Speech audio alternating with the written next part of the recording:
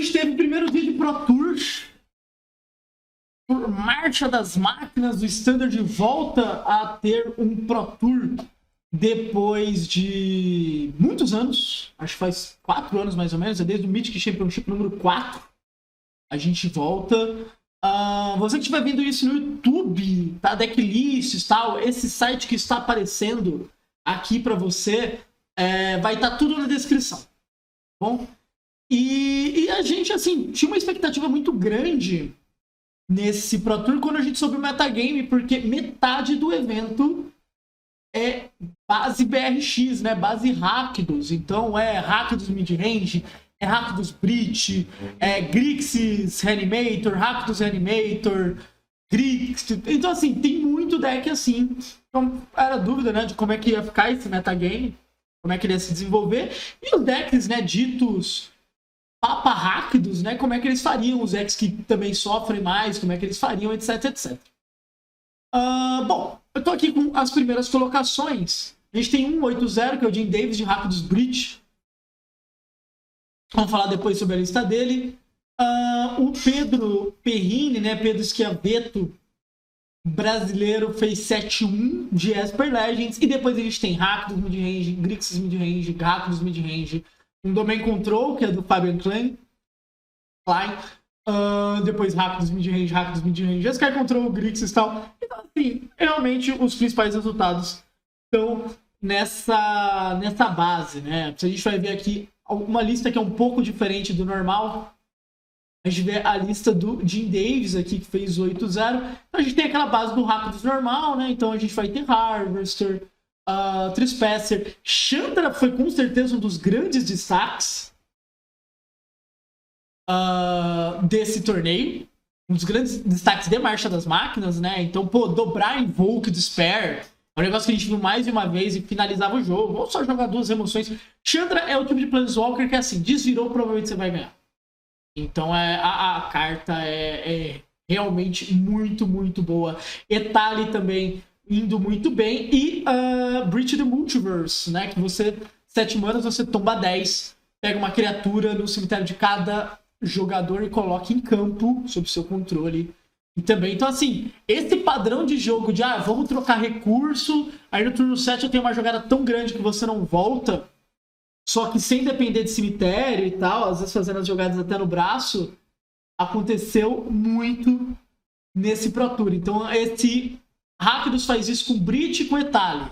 Tem gente jogando com a saga de Gix pra reanimar a Tracha. Então, tipo, todo mundo tem uma jogada muito grande pra subir, assim. Então, pra dominar as partidas. E esse Rakdos faz isso também. Porque o deck... Como é que é?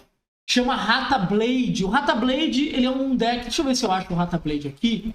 Porque o Brodinho, ele está com um nome diferente, tá ligado? Ele tá com um nick, acho que é CF... Achei. O Rata Blade, ele é um combo, né? O Brodinho fez 6-2. Não tô lembrando o nome dele agora. Mas por que ele tem esse nome? Vai a Blade of Shard Souls e a Ratadrabik. Né? Então você tem um combo onde você faz cópias eternas do Atsushi. Porque com a Ratadrabik na mesa, você faz Blade, copia alguma coisa. Pra copiar da Alve alguma coisa, você faz um Atsushi. E aí a cópia vai morrer. Você vai fazer 3 tesouros. Aí você paga 2 tesouros, copia de novo. Vai morrer 4 tesouros. E você faz mana infinita e depois você copia os Atsushi infinitas vezes. Pra fazer o deck inteiro. Então daí o nome do deck. Poucas pessoas conseguem jogar bem com ele. Assim. Esse deck apareceu no Showdown americano e foi realmente muito bom. Bom, o deck aqui do Pedro, então, Esper Legends, tem uma diferença da lista dele para a lista do Shoten Asuka, que está... Deixa eu pegar aqui a lista do Shoten Asuka. Fechou 6-2 também. A lista do Pedro é uma lista mais tradicional, no sentido de que tem, tipo, 3 spells.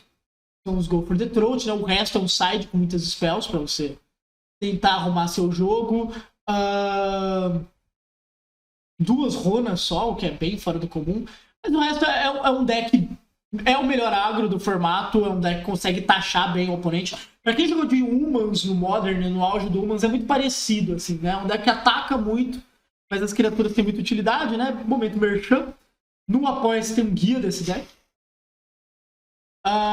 Mas é um bom deck. Mas assim, é um mar de rápidos. Não vai ser uma vida fácil pro Pedro. A lista do Shoten Soka é um pouco diferente nesse sentido, porque ele usa mais mágicas. Então ele usa Make Disappear, ele usa Cut Down, ele usa mais mágicas para tentar ganhar as partidas dele. Ele é um pouco diferente do que é o normal da galera, que é tipo pouquinhas mágicas, muita criatura, vamos tentar abusar dos efeitos e tal. Porque assim, as partidas são difíceis contra Rakdos. E tem Rakdos pra caramba. Tá? O Domain Control pra mim é muito mais favorito, assim, porque o Domain Control é um deck que ganha de Rakdos. Porque ele joga maior. O Jeskai Control também consegue, mas assim, é difícil pra caramba. Era Esper Legends ou Rakdos. Não, concordo. Mas assim, se Grixis é o melhor deck, jogue Grixis. Não tem por que inventar moda. Sabe? Ou que nem essa galera fez. Os caras pegaram essa base de Rakdos, essa base de Grixis e falaram, se eu jogar maior eu ganho. E aí partiu. O Domain Control do Fabian é um deck que faz a Trasca no braço. Mas ele tem Line Binding, ele tem Go for the Throat, Unleash the Inferno, tem Fable. É um deck que vai jogar maior, tá ligado? Ele é feito pra ganhar de mid-range, assim. Ele sofre muito contra Esper Legends, ele sofre contra Soldiers, né? A gente teve uns Soldiers indo bem no evento. Mas então, a gente tem os Soldiers também, né? Que joga Flash. Se quiser ver a lista do Yuan Shen. Eu gosto bastante dessa lista contra Rakdos. Muito mesmo. Eu acho que ela tem um plano legal de passar aberto, jogar os counters. Se o oponente não fizer algo relevante, você joga um bicho com flash. Deixa eu ver se a lista dele vai Takahashi também. Eu gosto muito desse deck. Na pós-side você faz... Não acontece mais. Mas eu gosto bastante desse plano, assim. Pra mim com essa galera jogando grande e etc, tem como você... Com a galera querendo jogar grande com Etali, Brit, etc. Cara, esse deck come essas paradas com farinha, tá ligado? Então me parece uma linha muito boa pra se seguir. Com esse primeiro dia que a gente viu de evento. O foda vai ser navegar no mundo do hack dos mid-range, no mundo do Grixis mid-range, né? Um outro destaque que a gente tem aqui é o Charalampus Kikidis, conhecido como Mogged no Magic Online. É um cara, assim, que ele tem uma quantidade absurda de resultados. Ele tá jogando com Liliana de Man e tal. O Mogged é um cara que faz muitos resultados bons e tá com o Grixis com, né, atualizações pontuais. Então, tem Delud, que é uma carta muito boa contra esses agros baseado em branco, que é a maioria. Tem Barrage, também é outra carta muito boa. Barrage é muito bom contra Esper Legends, tá ligado? Porque você dá na Rafine por uma mana só e dane-se.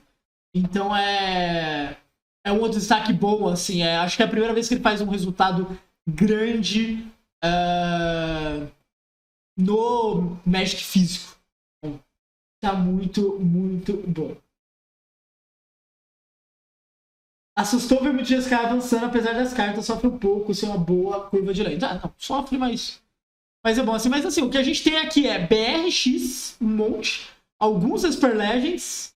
Então a gente tem o Shokite Asoka, a gente tem o Hideki Oshoka, a gente tem o Pedro.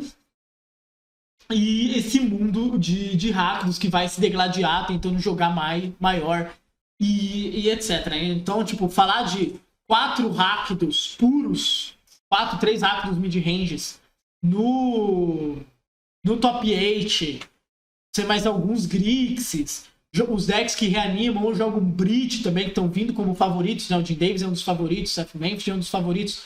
A lista do LSV, eu quero falar da lista do LSV. A lista do LSV é apetitosinha, gostei muito das ideias dele.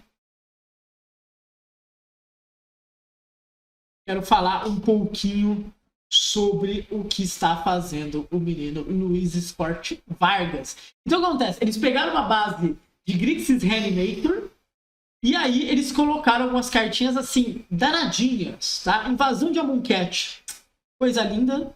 Entra, os dois milam, né? Quando ela flipar, dá pra você copiar sem dar alvo, que torna mais difícil a vida do oponente. Quando ela entra, o oponente descarta, você compra também. As metas são grinds, é uma carta que faz isso muito bem. A gente viu uma partida insana do LSV na quarta rodada contra o Seth Manfield. Ele só atropelou, tá? Ele ativou muito rápido por causa de Nahiri Warcrafting. Então você pode dar alvo em batalha, você vai lá, já flipa, faz uma tracha, tal, etc. Gostei muito da lista do LSV, achei uma das melhores listas desse torneio. Então ele fez 3-0 no draft, fez 3-2 no T2, mas tá bem de boa. Quantos decks de Fable tem no top 8? Cara, muito. 7. Nós temos um total de 28 cópias de Fable no top 8 por enquanto. Sendo que se a gente contar o top 12, a gente tem 40 cópias de Fable. No top 16, a gente tem 42 cópias de Fable.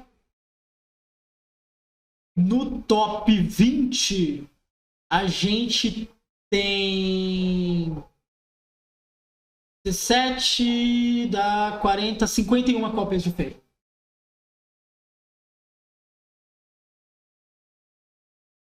No deck foge das cores preto, branco e vermelho é melhores caras no momento. Sim. Falou que Burn em batalha é desvantagem? Cara, o problema é quando você tira vantagem demais de flipar essa batalha. No caso, 3 manas tombo, 3 manas 3 manas flip, parece muito bom pra fazer uma tracha. Fable MVP do Pro Tour, no formato, né? Tem mais Fable no top 10 que Floresta no Pro Tour. Cara, eu não sei. Teria que ver todos os decks que usam verde, principalmente estão usando básicos, mas provavelmente. Eu diria que é bem possível. Devem banir no fim do set. Não, eu não acho que bane. Fable é uma carta boa. Fable não é uma carta que impede outros decks de existir. Tem muita coisa que puxa pra Fable estar jogando. A gente bane quando alguma coisa não deixa o resto do formato acontecer. Fable não é o caso. Não, nem é só questão dela ser rotacionada em setembro. É uma questão de que não tem que banir mesmo.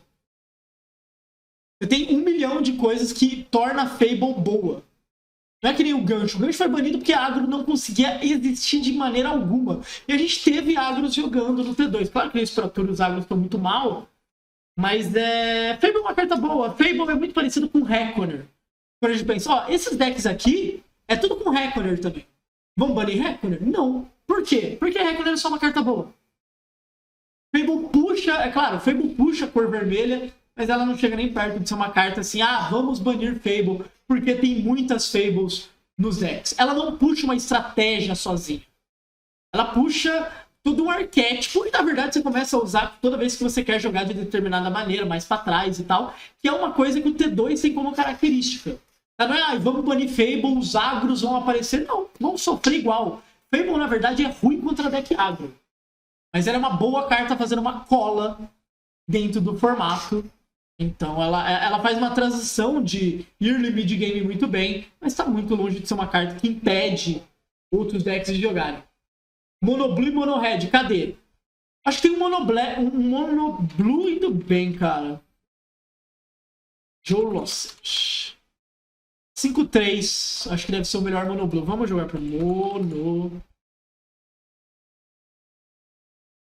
Por que o filtro tá sendo só por nome?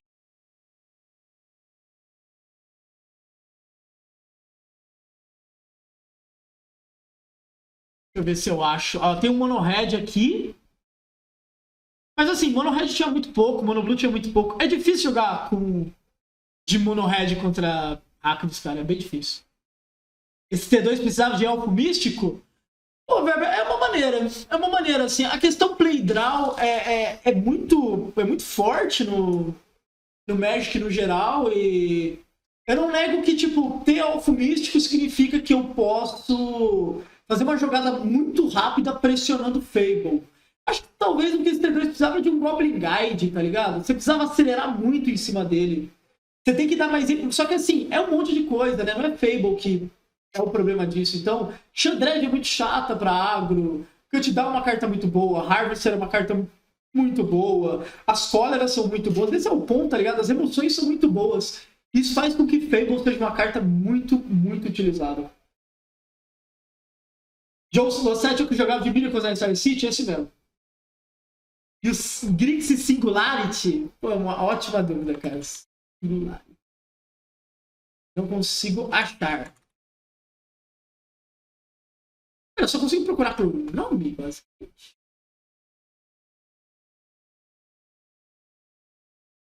Depois, tem que lembrar que vai sair já já a conversão. Né? Como é que os decks foram pro top 8. É muito bom de analisar isso. Recomendo demais. Acabei de ver, saber que ele ainda jogava também não. Ele tava comentando nos torneios da RNG. E ele... Eu achei que ele tava parado também. Mas tá bem. O que é o Rata Blade? É um combo que você faz daquele zumbi que toda vez que uma lendária vai pro cemitério, você faz uma cópia. E aí você faz isso, a Blade que copia com Dekipa e Atsushi, aí mais uma criatura e você joga o deck inteiro. Algo muito bom, tipo, cara, o místico é muito bom. Uma carta verde que fosse muito boa, tá ligado? Eu tô pensando em uma coisa que fosse insanamente boa. Troll, talvez, o 4/4, apesar que é 3 verdes. Lembra que a gente tem Polucranos, mas eu acho que o místico podia ser um caminho, cara. Sair Collected Company, aí a gente podia ver GW Company jogando também. Mas assim, o verde realmente tá numa baixa enorme. Lembrando, esse T2 é sem Aftermath. Semana que vem vai ter Aftermath. Eu não acho que as coisas vão mudar muito. Tá? Então vai ter isso até setembro. Eu também não acho que vai ter ban. Então é isso aí. Sei lá, pode pensar em banir, sei lá, Sheldred. Banir Cut-Down. Mas teriam bans muito bizarros, na minha opinião. Assim, A gente passou por uma fase onde a combinação preto e vermelho ficaram muito acima do resto. E isso, obviamente, vai ter um impacto gigantesco por um bom tempo. Do mesmo jeito que a gente passou por fase onde o azul estava muito bom, que o branco era muito bom. E isso puxa muito. O novo Dragão G-Sky vê algum jogo que tem Hexproof. Tinha uma galera que jogou com ele no G-Sky Control. Mas eu acho que as listas que foram bem... O Ricardo não estava usando. Deixa eu ver se tem mais algum G-Sky Control. Tem um 5 Color Ramp ali. Meu senhor amado. Mas tem uma galera que testou no G-Sky Control só, viu, cara? Os caras de 4 Color Legends também. E o dragão é legal. Eu gosto do dragão novo. Aftermath vai valer semana que vem. Dia 12 que sai. O Drain sai em agosto, setembro. Tem que voltar o Guru Spellbreaker? Pode ser. Pode ser. Dá pra voltar N coisa. Assim, vai se desenhando um T2 pós-rotação que não tá tão longe assim. E os principais eventos já vão ter acontecido, né? É muito comum isso, viu, gente? Só pra avisar. Quando o T2 entra nessa fase final dele, é quando ele dá uma baixada e a galera foca muito em outros formatos. Tanto que, por exemplo, para nós brasileiros vai ser a época do nosso showdown. Mas, enfim, vai se desenhando um T2 por rotação que vai ter Tox, que vai ter Soldiers, vai ter Pirexianos e tal. E Fable cai, né? Cai Fable, cai Reckoner. Então, a gente pode ter uma alta de agros, sim. Eu não acho que precisa de uma mudança pra já. E aí, Juizeira, como é que você tá? Qual o destaque do primeiro dia de termos de deck em termos de jogador? O grande destaque pra gente, nós brasileiros, é o Pedro, e no geral é o Pedro, né? O quarto Pro Tour dele, e ele faz 7-1, é um ótimo resultado. Tem o Moged também, que é o baita grinder do Magic Online, 7-1 também, um jogador muito bom. Eu não sabia que ele era grego, eu achava que ele era norte-americano. Um ótimo jogador em termos de decks. Rakdos Breach, eu acho que o grande destaque. Eu gostei muito do deck do LSV. Os Rakdos normais foram bens também.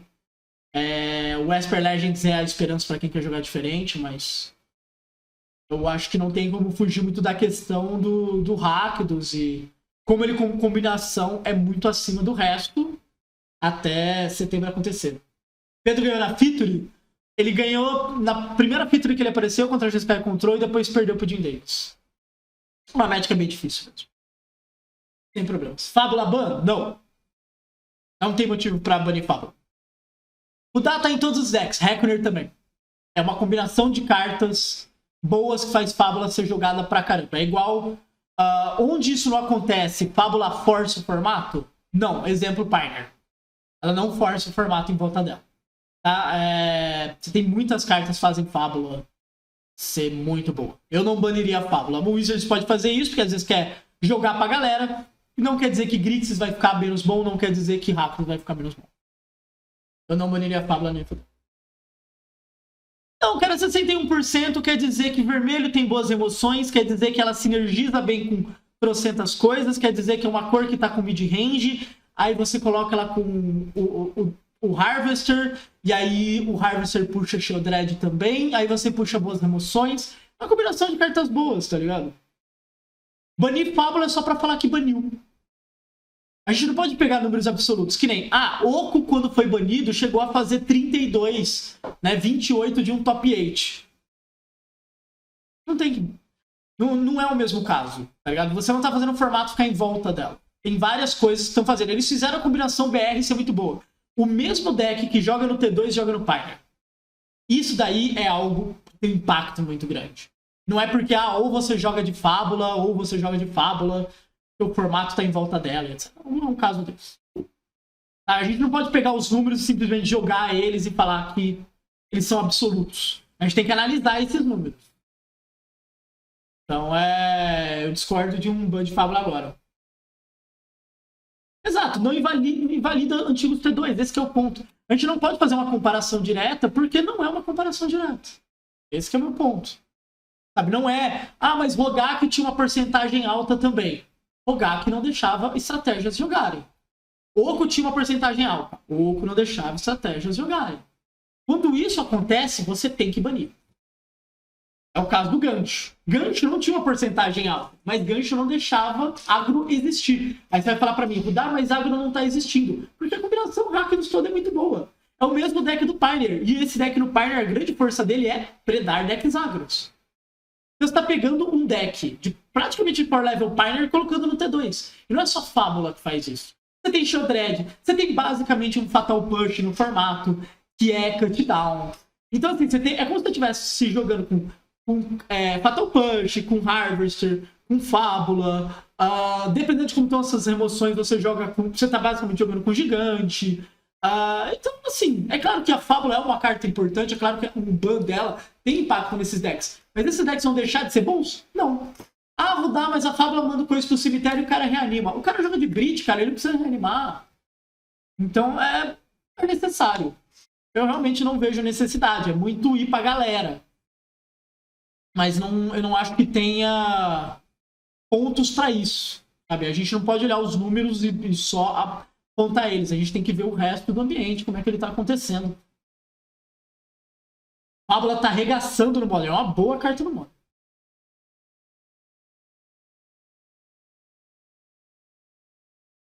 E Growth Spiral. Cara, Growth... E os bans dessa época foram muito bizarros, velho. Por exemplo, a gente teve um ban um mês antes de rotacionar. Não faz sentido nenhum, tá ligado? Então os bans ali pra mim foram muito bizarros. Growth Spiral, em tese, ele fazia parte de um kit de cartas que inclusive foi banido, que fazia com que determinadas combinações não deixassem ninguém jogar de mid-range. Então você ficava tão na frente, porque você reciclava uma carta e ainda acelerava, estava junto. Precisava banir Growth Spiral? Não. Mas, por exemplo, Uro precisava ter banido? Sim. Reclamation? Sim. Teperinho? Sim. Muito antes do que precisava ser banido. Então, assim, a época da pandemia é uma época de bans muito estranhos. Seja, por exemplo, esses bans do T2, que foram muito no grito, seja bans de melhor de 1, a Wizard se importava muito com o melhor de 1 naquela época, seja os bans do Pioneer, que demoraram um tempo pra caramba pra banir, tá ligado? Era pra ter banido logo depois do Regional Player Tour. Então, é uma época muito, muito bizarra pra mim.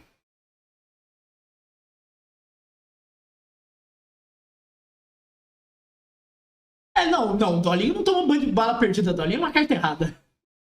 Tinha que ter sido banido mesmo.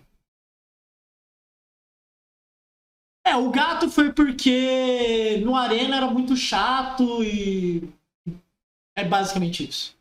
E eu falei, foi uma época que teve muito ban baseado em é chato jogar contra, as pessoas estão basicamente só jogando online. Então vamos lá, assim, no mall era muito mais rápido de jogar com ele, mas acontece.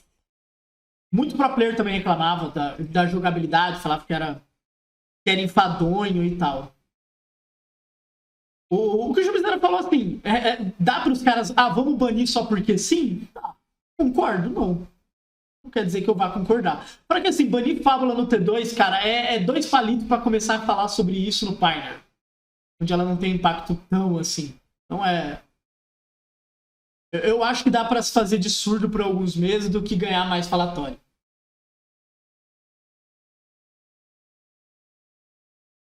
Qual foi o gap que esses caras bons como o Shot e Natan fazem para estarem sempre no top dos eventos formatos distintos, com decks diferentes? Cara, é uma ótima pergunta isso. O Shot e a Soka eu não acompanho tanto, o Nathan um pouco mais. O Nathan ele faz parte de uma geração de caras muito novos que aproveitou essa época de pandemia que muitos pro players não estavam tão na pegada e começaram a falar o quê? Cara, se a gente jogar muito em uma quantidade legal de jogadores, a gente vai tentar quebrar formatos. Então, assim, é óbvio que uma hora eles melhoram muito, até porque eles começaram a ter contato com outros pro players. Então, pô, com o PV treinou já com esses moleques e tal. Então, eles começam a ter esse contato, mas eles jogam muito, tá ligado? Quando a gente fala, vamos olhar aqui o top desse torneio, quando a gente fala, o próprio Jim Davis, né, treina muito com essa galera, Javier, o Moged, Simon, Calçara, né, o Terry Bad, Nathan, deixa eu ver quem mais que tá aqui que é dessa galera. Alexander Hayne treinou com esses caras, Seth Manfield treinou com esses caras, David Ingles. Cara, são os mesmos malucos sempre, tá ligado? Os caras jogam muito o tempo todo. Eles jogam muito. Qual que é o segredo deles? Eles se dedicam muito. É isso. Tipo, eles não chegaram naquele ponto de, vamos ficar 2 semanas só jogando. Eles não param. Tanto que entre Pro Tours, eles treinam para outras coisas. Então, Pro Tour do Arena e tal. Eles têm essa fome de vitória. Que é muito importante. Chutei açúcar. Mas esses caras têm muito isso. Tanto que eles cresceram muito baseado nisso. E aí, Jair, vamos? O Shota não tem grande kick por trás, como o Tiano fala. O meu já disse que o treino dele, boa parte dos grandes eventos, 80% draft e 20% formato em si. Então eu não acompanho muito como é que é a preparação. Eu sei que ele agora a gente tem uma geração de jogadores japoneses também que joga quantidades obscenas. Eu lembro de, tipo, os caras aparecerem pra torneio assim, quantos jogos no Arena? 6 mil. Sabe, que dava uma média de 20 jogos por dia. E os caras falavam, pô, eu jogo 10 horas todo dia, eu jogo tantas horas, tá ligado? Eu saio do trampo e jogo. Então, assim, todos esses caras têm muito isso. E é uma dica geral. Pô, Rudel, eu quero melhorar. Faz o quê? Joga pra caralho. Criou-se uma discussão no Valorant, porque saiu um rolê da Loud, né, que um cara, na hora, né, do 200 partidas, tava cobrando muito outro e tal, etc., E aí foi muito levantado assim, se você quer ser jogador profissional, você tem que ter sacrifícios. Eu discordo um pouco da questão do psicológico que eles estavam levantando, mas tem sacrifícios. Os caras jogam muito. Podia estar fazendo outra coisa? Podia. Mas eles jogam muito. Então entra muito nisso. Muito jogador bom que eu conheço, o que ele faz? Ele joga muito. Tem sacrifícios em cima disso, às vezes é um fim de semana que ele podia estar de bobeira e ele tá jogando e tal. É muito cansativo, mas não dá pra negar que o resultado vem. E é muito o caso dessa galera. O Shottersock tem muito contato com essa galera. Vai upar isso no YouTube? Vou! Quando vocês falaram de confiança e psicologia, fez meu coração mais quente. Não, mas tem. Cara, eu conheço muito jogador bom que tem psicológico ruim. Muito, muito, muito.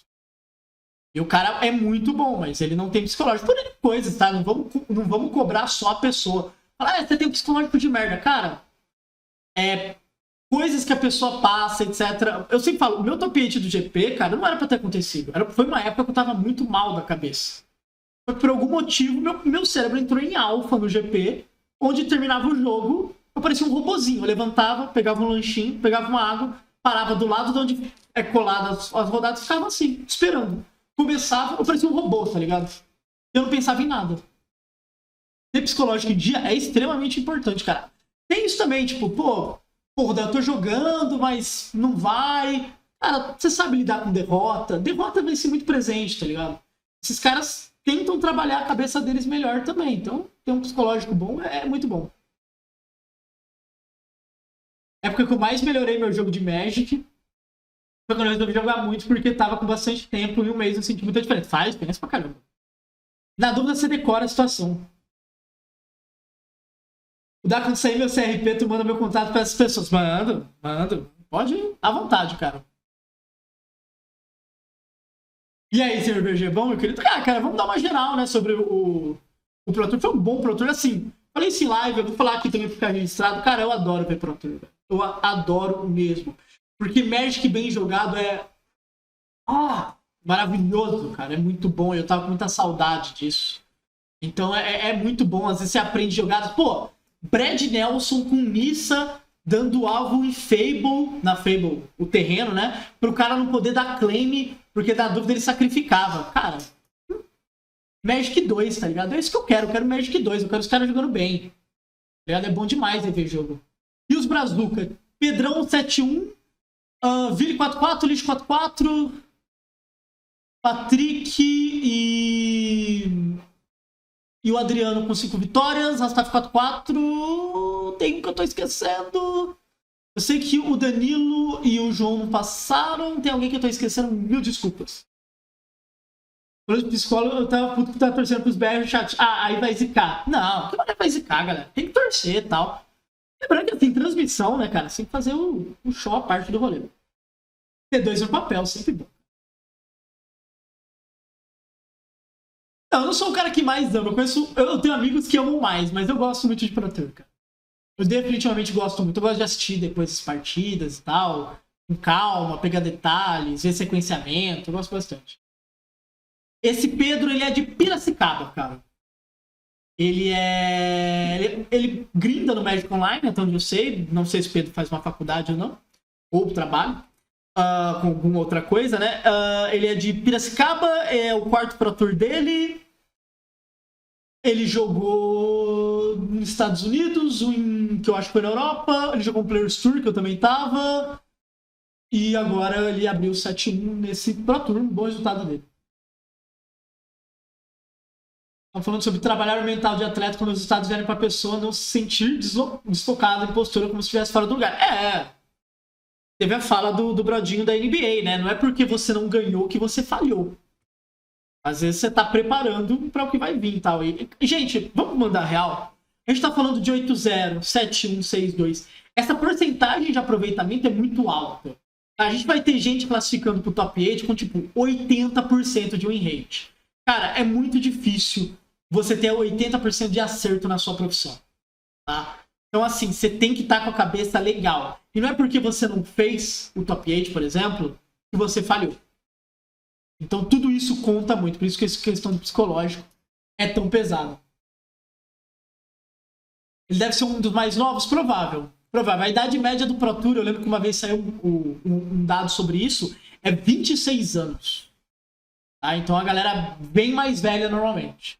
Tanto que era 26 anos, galera que já trabalha, já tem curso superior e tal. É a idade média do cara que tá no Pro Tour.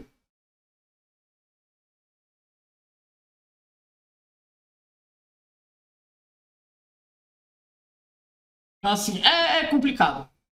É bem complicado tudo isso. Mas, cara, foi um bom primeiro dia. Eu realmente quero ver como é que esses Brit decks vão. Eu vou ficar de olho pra ver quem que treinou junto com o LSV pra apontar ali como é que tá esse deck. Eu gostei bastante desse Grix, eu quero ver como é que eles estão indo.